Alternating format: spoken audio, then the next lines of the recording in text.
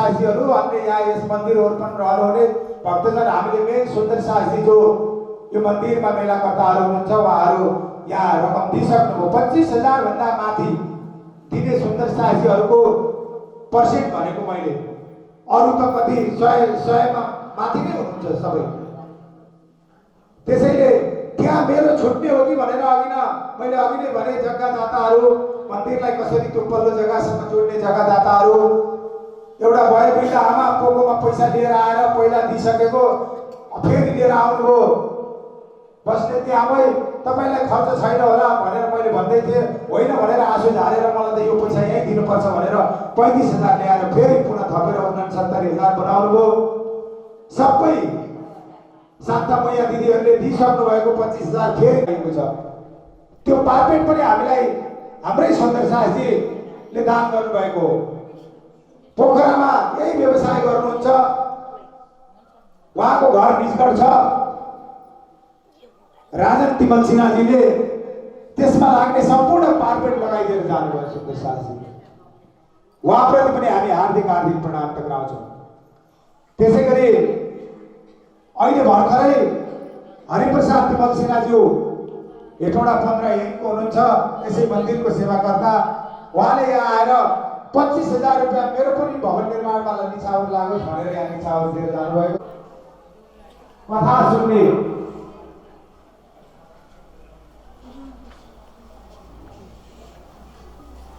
यो कथा सुन्ने समयमा यो 2-3 वर्षदेखि अलि बढी समय सचिवले सुन्दर साहसीले दिनुभएको दान रकम मैले सुन्दर साहसीको माझमा नसुनाए कहाँ सुनाउने? चोक चौतारामा गएर सुनाउनु भएन, यही सुन्दर साहसीको माझमा सुनाउनु पर्यो, यही भक्तजनको माझमा सुनाउनु पर्यो। त्यसैले अलिकति बढी समय लिएको छु, त्यसमा म सेवा प्रार्थी छु। म छुट्छु कि भनेर यसै मन्दिर श्री कृष्ण प्रणामी सेवा समिति मूल मन्दिर गौरीटार समितिका उपाध्यक्ष पनि हुनुहुन्छ श्री चन्द्रप्रसाद खतौडाज्यू। उहाँले पनि यस मन्दिर भवन निर्माणमा 27,575 रुपियाँ निछावर गर्नुभएको छ। छुट्न कसैलाई मन छैन र छुट्याउन पनि हामी कसैलाई मन छैन, दुईटै मिलेको छ। त्यही भएर यो कार्यक्रमसम्म रोकिएर शिलालेख राख्न रोकिएको हो। सबैको हो यो मन्दिर भन्ने भावना राख्नको लागि। यसरी सुन्दर साहसीको माझमा धेरै गला फड्काएको छु मैले र सुन्दर साहसी मेरो यसमा मन्दिरप्रति नै भाव हो। मेरो व्यक्तिगत केही छैन, म यो पदमा आउने र जाने व्यक्ति हो। भोलि यो सचिव पदमा अर्को व्यक्तित्व आउनुहुन्छ, मेरो समय सकिने लागिसकेको छ। त्यसैले सम्पूर्ण सेवाभावी सुन्दर साहसीहरूप्रति हार्दिक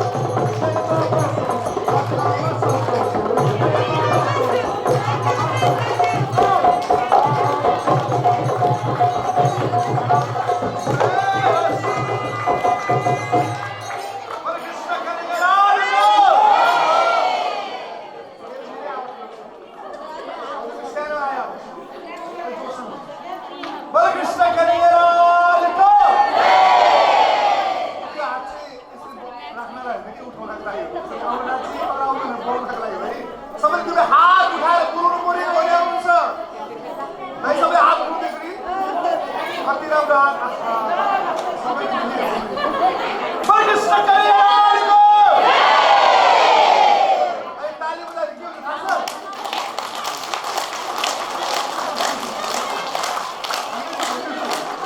ताली बजायो भने हाम्रो बिग्रेको ग्रह सबै सुनेर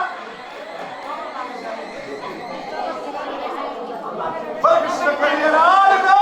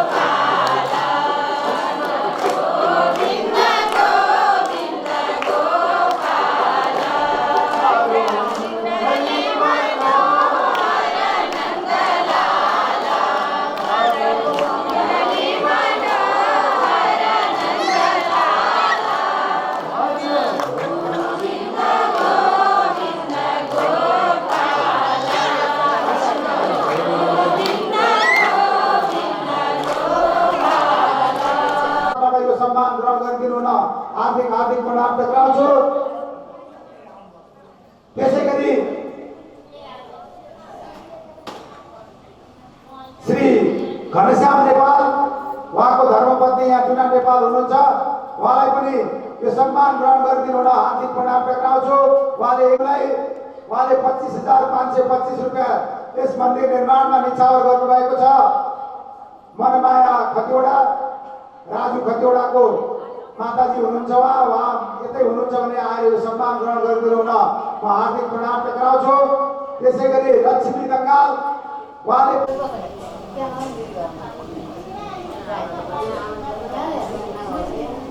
त्यसै गरी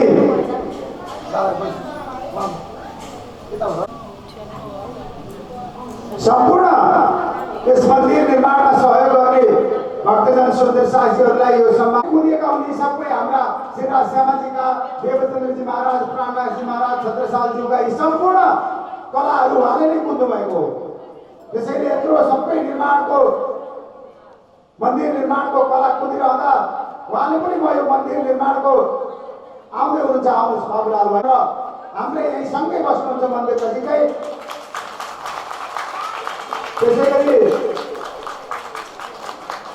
श्री उत्तम नेउपानेज्यू हेटौडा 10बाट हुनुहुन्छ, यहीँको स्थानीय हुनुहुन्छ, अहिले हेटौडा 10मा बस्नुहुन्छ। उहाँले 25,551 रुपियाँ निछावर हेटौडाबाट 25,525 निछावर गर्नुभएको छ। कोही हुनुहुन्छ उहाँ भने मुक्ति देशी ब्रह्माण्डको आए ब्रह्मात्मा सब, आए ब्रह्मात्मा सब। श्री प्राणनाथ प्यारे की जय, श्री बाईज महारानी की जय, इस गौरीटार मंदिर की जय। भजन गाएका थियौँ। हाम्रो तिलक पण्डितजीले हार्मोनियम बजाउनु भएको थियो। हामी 3-4जना बसेर साथ दिएका थियौँ। त्यो मन्दिर थियो यो। आज यस्तो आनन्दको मन्दिर भयो। त्यसले गर्दा म एकदम समय नभए पनि एक दिन त म त्यो मन्दिरमा पुग्नुपर्छ भनेर मेरो मनले नै मानेन। अनि जो चाहिँ 81 हामी निक्ल्यौँ। अनि विशेष चाहिँ मैले मेरो बुवालाई चाहिँ बुवा चाहिँ एकदमै लामो समयसम्म बिरामी हुनुभएको थियो। श्रीराजीको कृपाले राज्यले अहिले समय भएको छैन भनेर फेरि बुवालाई हाम्रो समीपमा पठाइदिनु भयो जस्तो मलाई लाग्छ। हामी सबैको माया प्रेमले गर्दाखेरि अनि बुवाको आउने इच्छा एकदम, अनि ल जाउँ न त भनेर बुवालाई लिएर आइयो र यो राज्यको दर्शन सम्पूर्ण आफन्त सखी परमधामको आत्माको आधारको दर्शन गर्ने, परस्पर बसेर बस्ने यो इच्छाले गर्दा यहाँ आइपुग्यो। यो मन्दिर साँच्ची नै दिव्य भएको छ। यो ठाउँ मैले अघि न चौपाई गाएँ, निज नाम सोही जाहेर हुआ जहाँ की दुनी रहा देखत मुक्ति देश ब्रह्माण्डको आए ब्रह्म आत्मा सत। साँच्ची नै परमधाम राज्यको यहाँ आत्मा राज्य एउटा स्वरूप आएर बस्नुभएको छ। कोही न कोही स्वरूपमा त्यो नजाने इस झुन्डमै कहुन सुहागिन हो गए, यो झुन्डमा चाहिँ कोही न कोही सुहागिन थियो र त्यो चरणको धुलोले गर्दा यो ठाउँ यस्तो पवित्र भएको हुनसक्छ। यति वरिपरि सम्पूर्ण सुन्दर साथ। अनि यो मकवानपुर जिल्लाको एउटा सुन्दर नगरी, यो पुरानो नगरी हो। हिजोको दिनमा एउटा राको बालेर हामी 5-6 वर्षको उमेरमा चिस्मानी मन्दिरमा राति जान्थ्यौँ। रातिको त्यो आनन्द छुट्टै थियो। गएर त्यो एउटा लाइटिन मैनकोल बालेर भजन कीर्तन गाएर नाच्दाखेरिको त्यो आनन्द अझै मलाई झझल्को आउँछ। त्यो दिनले आज यो ठाउँ यस्तो बनाइदियो भनेपछि एउटा मकवानपुरमा अब आएपछि यो बाटोमा, यो पूर्व पश्चिमको बाटोमा हिँड्दा मकवानपुरको त्यो गौरीटारको मन्दिरमा जाउँ, हेरेर जाउँ, यस्तो छ अरे भनेर एउटा सुन्दर साथको आकर्षकको मन्दिर पनि बनेको छ। र यो सबैको एकदिली भावना हो। सबैको परमधामको एकदिली भावना नभइकन केही कुरा हुनै सक्दैन। त्यो सबै अहिले यस्तो कोरोना भनेर हामी काठमाडौँमा मास्क बिना कहीँ हिँड्नै सक्दैनौँ, बाहिर निक्लिनै सक्दैनौँ। तर यहाँ कसैले मास्क छैन। मसँग मास्क छ, मैले लाउन लाजले लाउनै सकिनँ, किनकि मैले लाउँदा नै अरूलाई यो त कोरोना भएको मान्छे हो कि भन्नु होला भन्ने डर भइसक्यो। तर यो के त भन्दा परमात्माको कृपा, श्रीराजीको मेहर भनेको यही हो। किन म दिल्लीमा बसेँ 1 महिना, मलाई असार महिनामा पुरा दिल्लीमा मैले बिताउनु पर्यो। त्यहाँ हामी बसेको हस्पिटलमा 600 जना बिरामी कोरोनाको हुनुहुन्थ्यो। तर हामी यति राज्य 24 घण्टा राज्य भन्यौँ, हामीलाई केही भएन, सक्सेस भएर आउन पनि सक्यौँ। त्यो राज्यको कृपा। कतिजना जानुभयो, धाम जानुभयो, कहाँ जानुभयो। तर परमात्मालाई यदि राज्य हजुर अगाडि हुनुहुन्छ, म पछि लाग्दैछु, हजुरले के गर्नुपर्छ बाटो देखाउनुहोस् भनेर अगाडि राज्यलाई यदि लगायो भनेदेखि पक्कै राज्य अघि लाग्नुहुन्छ। मेरो सिद्धान्त। म घरमा बस्छु, मेरो 15 वर्ष भयो, मेरो घरमा सधैँ तालचा लाग्छ। तर त्यो तालचालाई म जहिले त दिउँसोमा तालचा लगाउँदा राज्यलाई भन्छु, राज्य दिनभरि हजुरको पुर्ने काम है, राति चाहिँ म आउँछु, दिनभरि चाहिँ हजुरले हेर्ने काम म चाहिँ हिँडेँ है त भनेर म तालचा लगाएर हिँड्छु। राज्यले केही त केही गर्नु पऱ्यो नि त हामीलाई पनि। हामीले पनि राज्य भनेका छौँ। अनि कसले गर्छ त? हाम्रो को छ त राज्य बाहेक? हामी त कर्म गर्ने हो।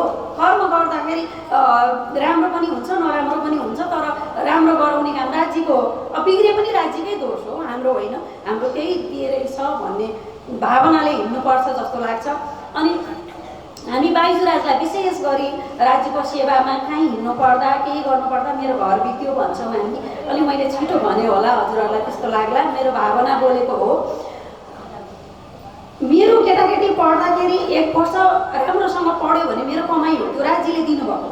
मेरो बच्चा फेल भयो भने त्यो 1 वर्षको लस भयो त मेरो राज्यको घाटा लाग्यो नि। मैले राज्यलाई 5,000 10,000 दिनलाई लोभ गर्छु, तर मेरो लाखौँ लाख घाटा लाग्छ।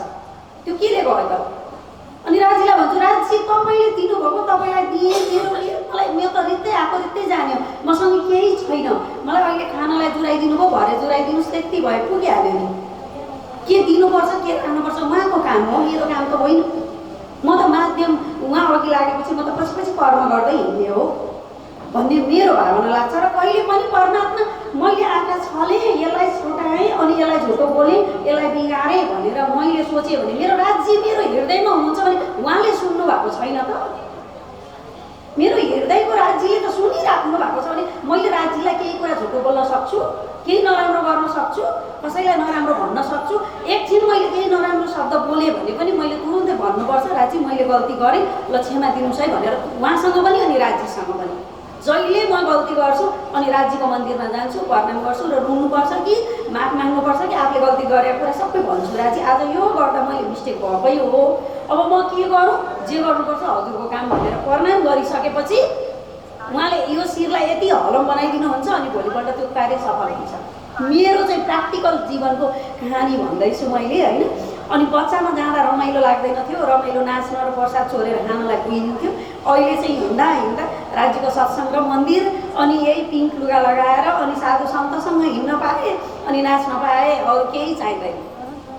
घरमा छोराछोरी परिवारले पनि तिमी चाहिँ साधु भएर हिँड भन्नुहुन्छ, म साधु सरै हो भन्छु म आफूलाई पनि। अनि कहीँ जानु पर्यो, केही गर्नु पर्यो, तिमीलाई घरको मतलब छैन, काम बितोस्। मेरो घरमा अहिले 5 जना काम गर्ने मान्छे पनि छ, मेरो एउटा छोरी छ, उसलाई टिममा दिएको छु, त्यो काम जेसुकै गरोस्, मलाई त्यो बिग्रे भोलि त्यसलाई सपारौँला, तर यो मन्दिरको काममा त म भोलि आउँछु भने पर्सि आउँदा त यो देख्दिनँ मैले, यो पाउँदिनँ न, पर्सि म रहन्छु रहँदिनँ, के थाहा छ, कसले देखाएको छ पर्सिलाई।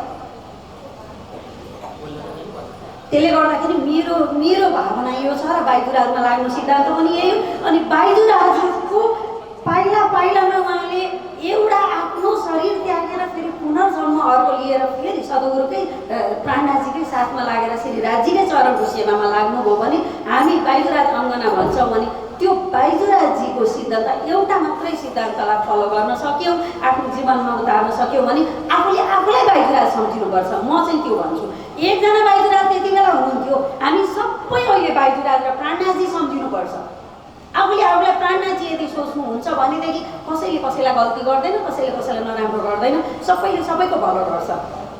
त्यसले गर्दा हामीले अरूलाई पनि जगाउन सक्छौँ र सद्गुरुको त्यो बाणीलाई पनि निज नामको शब्दलाई पनि निज नामलाई हामीले प्रचार गर्न सक्छौँ भन्ने मेरो भावना हो। मैले धेरै बोलेँ होला, म जान्ने केही छैन माताजीको अगाडि। उमेरले उहाँ सानो हुन्छ, ज्ञान हुनुहुन्छ, तर ज्ञानले धेरै नै अगाडि हुनुहुन्छ र ज्ञानका कुराहरू कहिल्यै सकिँदैन सिकेर र सुनेर। अनि राज्यको बाणी कति बेला सुन्ने, कति बेला सिक्ने, छोराछोरीलाई कति बेला सिकाउने भन्दा चाहिँ छोराछोरीले आफूले भात भोजन बनाउँदाखेरि भान्सामा बस्दाखेरि त्यहीँ बसेर चौपाई लेख्ने, अनि यो चौपाई कण्ठ गर, आज तिमीलाई भोलि म यहाँ घुमाउनु पार्कमा लान्छु, यो चक्लेट दिन्छु, यो क्याडबरी दिन्छु, आइसक्रिम खुवाउँछु भनेर पकायो भने चौपाईहरू नानीहरूले याद गर्न सक्छन् अनि आफूले घुमाउन पनि सकिन्छ। अनि केटाकेटी आफूले पनि त्यसै गरी याद गर्ने। अनि आजभोलि त मोबाइल छ, मोबाइलमा सौर साहेब पनि पढ्न सकिन्छ, कसैले सौर साहेब बजारेर बस्नुपर्छ भन्ने जरुरी छैन। कतिले म पढ्न भ्याउँदिनँ भन्नुहुन्छ, किचनमै मेयर सागर बजाइराख्ने, अब पाठ गरेर बसिराख्ने अहिलेको समय सबैलाई छैन, समय त्यस्तो गाह्रो भइसकेको छ। मोबाइल बजिरहेको छ, आफूले पनि पढिराख्ने अनि सुनिराख्ने अनि किचनमा पकाउँदै पनि गर्ने, दुईटै काम भयो नि। अहिले घन्टौँ घन्टा मन्दिरमा बसेर सेवा गर्न पनि भ्याइँदैन। राज्यको पूजा गर्ने समय भनेको आधा 1 घन्टा गरिसकेपछि 3-4 घन्टा गर्न भ्याइँदैन।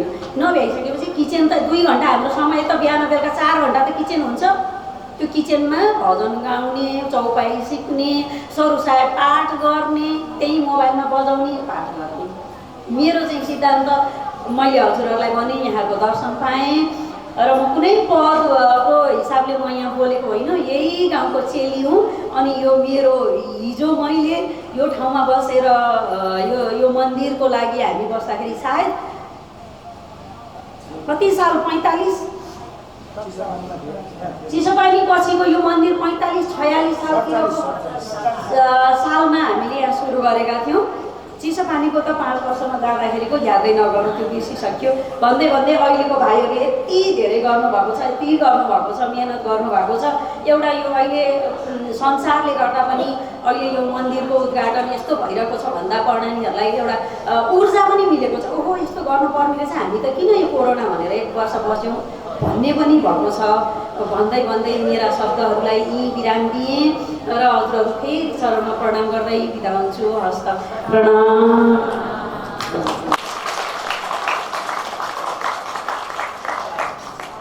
सुन्दर साहजी श्री कृष्ण प्रणाम हो कृष्ण बाजो वृंदावन हरि हाजिर भाई वृंदावन हरि हाजिर भाई बांसुरी मीठड़ी हो कृष्ण बाजो बांसुरी मीठड़ी हो कृष्ण बाजो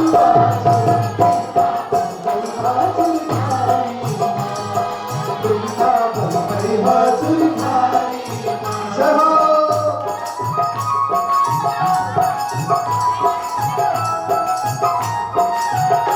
नाती मार्ग छोड़ा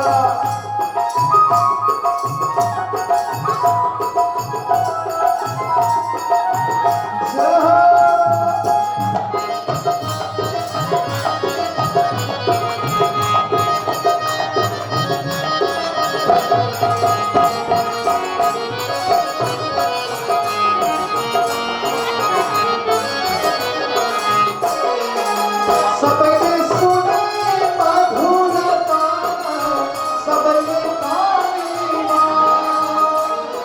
सबैले सुने मधुर गाना सबैले गाइमा सम्पूर्ण चौका लोकका पानी सम्पूर्ण चौका लोकका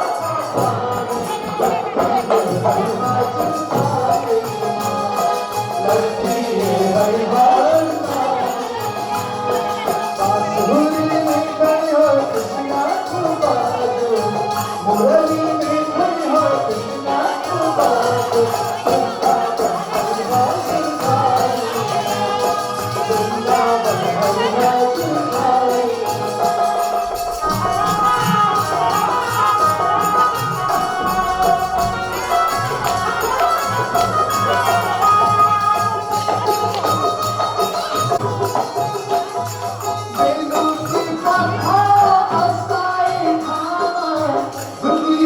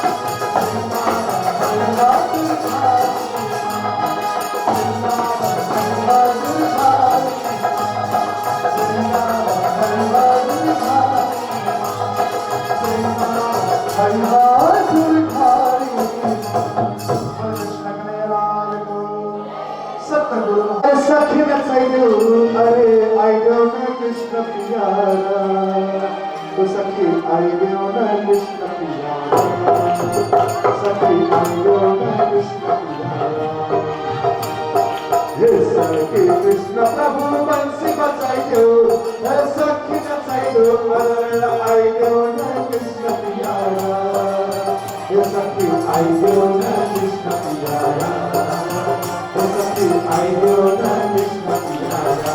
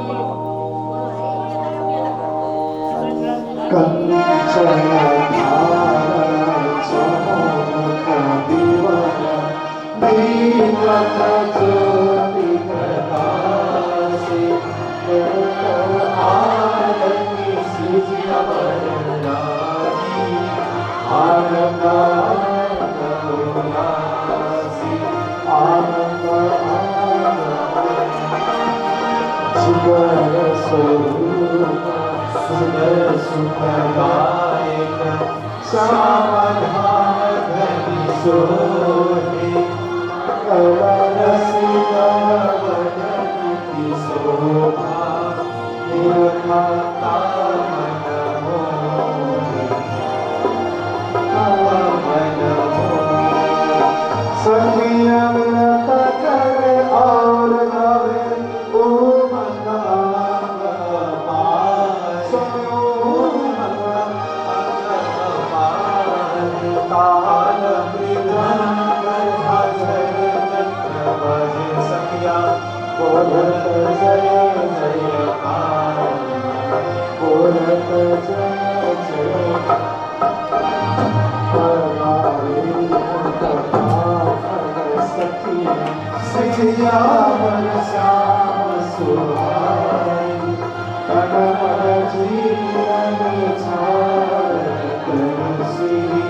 महाभक्त चरण